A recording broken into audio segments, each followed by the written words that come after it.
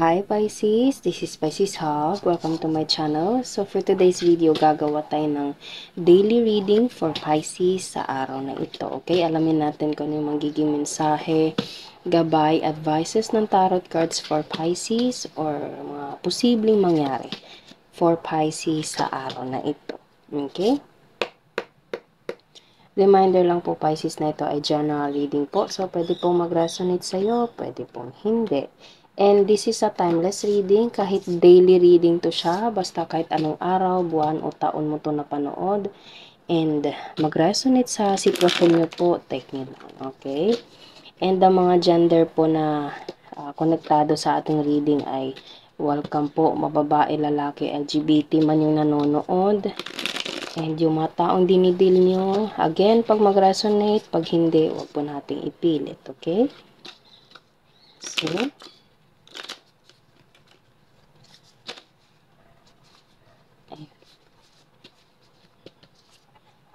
shuffle muna natin itong cards natin ngayon. And, alamin natin kung ano yung magiging mensahe ng tarot cards for Pisces sa araw na ito.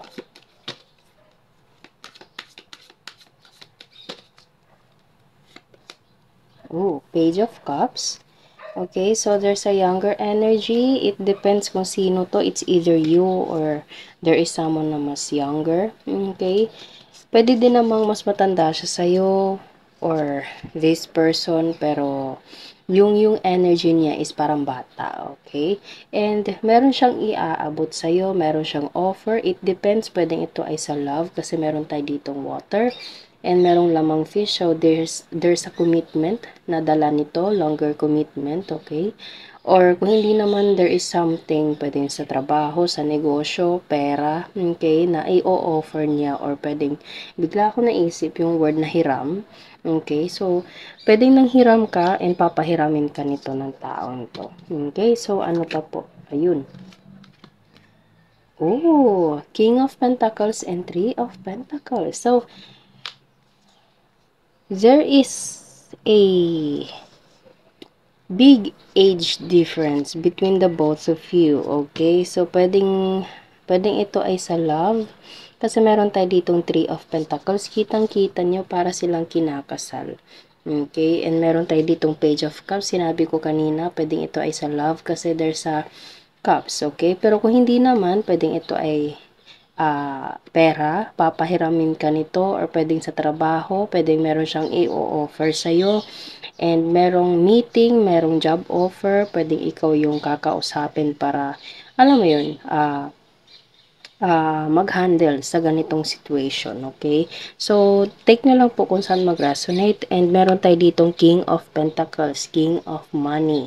So, pwede you're dealing with a masculine Earth sign, Taurus, Virgo, Capricorn, or water sign, Pisces, Cancer, Scorpio. So, pwede makikipag-usap ka. Pwedeng itong taong to is ito yung magbibigay sa'yo ng job offer.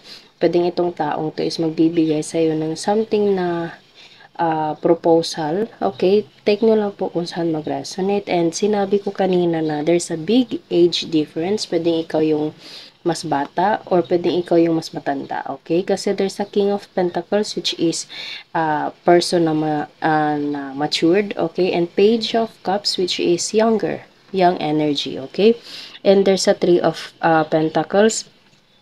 Pwedeng, as I said kanina, pwedeng kasal, or kung hindi naman, pwedeng job offer, kakausapin, meeting, okay, na meron tungkol sa pera. Okay, so, depende po yan, Pisces, kung ano po yung aspeto niyo po sa buhay, pero meron tatlong tao dito na involved, and isa ka dun.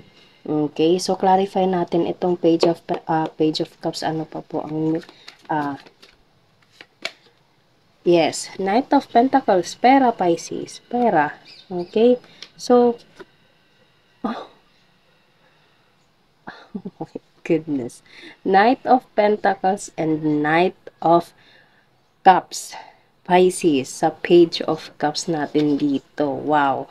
So,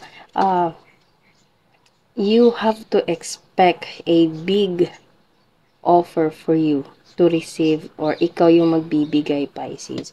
This is a abundant offer for you to receive, okay? Meron siyang connection sa pera, meron din siyang connection sa emotion. It will brings you a happy, alam mo yun, yung parang sobra kang magiging masaya. Depende po yan sa kung ano po yung aspeto niyo po sa buhay, okay?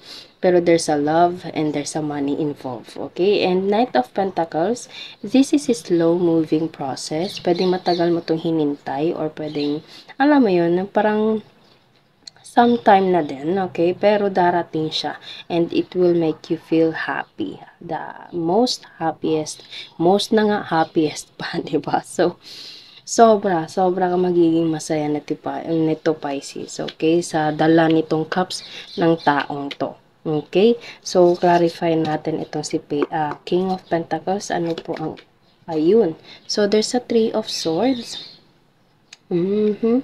Okay. So, clarify nga natin kung ano yung Three of Swords nito. Okay. So, Ten of Cups, Queen of Swords, Page of Cups, Four of Swords, and Ace of... Oh, okay. So, sa nararamdaman ko, this person have a lot of experience in life. Okay? Pwedeng ito ay meron siyang kinakasama dati, which is si Queen of Swords, but in reverse, okay? So, pwedeng itong taong to is something na nasaktan sa pag-ibig, pero nakikita ka niya as, you know, as a long-term commitment. Pwedeng itong taong to is nabigo sa pag-ibig dati because of this Queen of Swords in reverse, pero this person sees you alam mo yun, yung parang ikaw na, okay, you're the one, you're destined. Kaya pala there's a realization for this person na kaya pala hindi natuloy itong si Queen of Swords. Pwedeng meron siyang ka-live-in dati, okay, and pwedeng this person is divorced, separated, okay, or pwedeng ikaw to Pisces na you are divorced or separated or annulled, okay, na nakikita niyong there's a realization kung bakit hindi yun nangyari. Okay? Because of this Ten of Pentacles na meron ka matatanggap from this person. Okay? So, there's a Seven of Cups which represents something as dreams, manifestations. Okay? Isa ka sa mga taong pinangarap niya dati or ikaw, yung pinangarap mo lang itong klaseng tao sa buhay mo dati, which is hindi nabigay ng past person mo, pero this person will give you everything. He or she will move mountains for you, Pisces, okay? And kung pera man to, there is a big financial gain for you, and hindi lang ikaw yung magbe-benefit, Pisces, kundi pamilya mo. Okay? Ganito kalaki yung offer ng taong to sa'yo. Okay? Queen of Swords in reverse, maybe you have to think more, okay? Pag-isipan mo muna ng mabuti kung ano yung mga bagay, yung mga priorities mo, okay? Lalo na't meron tayo ditong Seven of Cups, okay? So, kung sa pera man to, maganda yung offer, malaki yung offer, pero kung meron ka mang kailangan pang tapusin or kailangan pang, alam mo yun, unahin. Tapusin mo muna yun, unahin mo muna yun before mo tanggapin itong offer na to, okay? Kasi malaki siya, okay? So, kung sa love man to, kung sa pera man to, kung sa love naman, there's a Four of Swords, which is a realization, as I said kanina. Okay, realization for this person or ikaw na, kaya pala hindi nangyari yon. And you just surrender everything to God. After this heartache, you healed yourself, alam mo yun, yung parang inalagaan mo muna yung sarili mo, naglaylo ka muna sa mga alam mo yun, yung mga relationship dati, okay? Hindi mo muna, or pwedeng itong taong to is parang matagal din siyang naging single, or pwedeng ikaw, okay? Pero there is something na darating. Pwedeng nakita kayo ng taong to in an unexpected moment, in an unexpected time, okay? Hindi nyo in-expect na ito na pala siya, okay? Or kung sa pera man to, as I said kanina, pag-isipan na mabuti, okay? Tapusin mo muna yung mga kailangan gawin para hindi ka ma-stress, okay? And kung meron ka mang hindi sure sa kung anong mang decision mo with this offer, you can ask some advices to your family member, pwede din, okay? Mga taong malapit mo sa buhay, okay? And Ace of Swords, ito na. This is the big decision na gagawin mo. Okay? Ito yung matatanggap mo because of this cups na, alam mo yun, ihahatid sa'yo or ikaw. Ikaw yung maghahatid. Take nyo lang po kung saan mag-resonate. Ace of Swords, there's a big decision and this decision will make you the most, again, most na nga, happiest pa, okay? So, sobrang magiging masaya nito. You will for surely benefit with this offer for you to receive, Pisces, okay? So, it goes both ways. Kung ano man to, lahat ng aspeto sa buhay, pwedeng mag-resonate dito. Pwedeng sa pera, pwede din sa love. Okay? So, clarify natin itong si Three of Pentacles. Ano po ang clarifications for Three of Pentacles? Ano po ang clarifications for Three of Pentacles? Nine of Wands. Okay? So, yes, ang dami mong pinagdaanan, or this person is ang dami niyang pinagdaanan. Okay?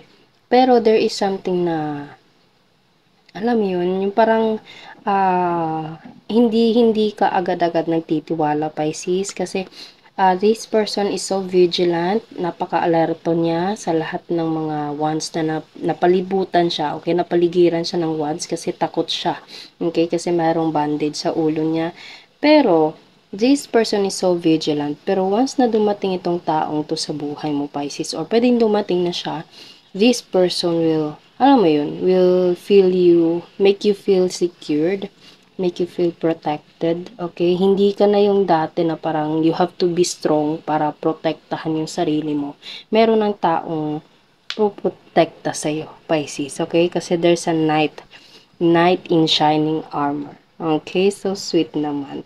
Kung sa pera man to, ang dami mong struggles, ang dami mong parang bigla ko na yung parang in-applyan, ang dami mong napagdaan ng trabaho, okay? Pero this kind of offer for you to receive, Pisces, ito magbibigay sa ng malakihan, okay? Magiging masaya ka nito financially, kung pera man to, pero kung love man to, you will be happy also in financial and lalo na sa emotional, sa love, okay? Kasi there's a commitment and there's a family, long-term family. Ten of Pentacles, isa to sa pinakamaganda, isa to sa mga magagandang cards, lalo na kung about money and about love, okay? Kasi pareho siyang konektado doon, okay? So, kuha tayo, Pisces, kung ano yung mga initials ng taong involved sa reading natin ngayon, or random words po na konektado sa reading natin ngayon. So, there's a pangarap, okay? Pangarap na trabaho, pangarap na tao, older, yes, as I said kanina, older and younger. Yes, there's a big age difference between the both of you, Pisces. Matangos ang ilong, okay, mayaman, company, yes, pwedeng din sa company, pwedeng sa love, short hair, meron pa dito, visa, ano pa po, masipag, matangkad, and kasal. Kasal, as I said kanina, pwedeng sa kasal, pwede din sa trabaho, and kulot. It's either you or this person is kulot, or kahit sino man po. Okay, so yun lang po ang ating reading, Pisces, sa araw na ito. Naway nagustuhan niyo po. Huwag niyo po sanang kalimutan na mag-like at mag-subscribe po sa ating channel, and click the bell button para ma-notify po kayo sa next videos na i-upload natin. Okay, thank you, Pisces, and God bless.